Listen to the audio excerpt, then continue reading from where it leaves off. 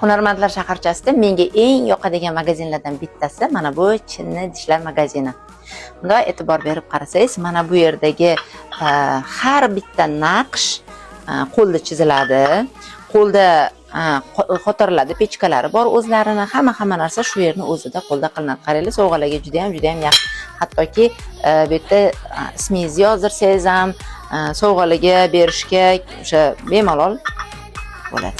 Bular narxiga ham to'xtalib o'taman. O'rtacha mana shunday chashqalarning narxi 350 ming, 400 ming atrofida. Qo'lda chizilgan ish uchun menimcha qimmat emas. Turmush o'rtog'ingizga podarka olmoqchi bo'lsangiz, mana bunaqagina qilib olsangiz bo'lar ekan. Buni qaranglar, chiroyliligini. Do'ppichalarimizni ishxonalarda ko'fe ichishga, hatto uyda ham.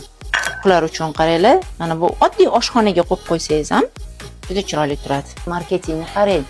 Bunaqa idishlarga ham solib berib, chiroyli qilib berishar ekan.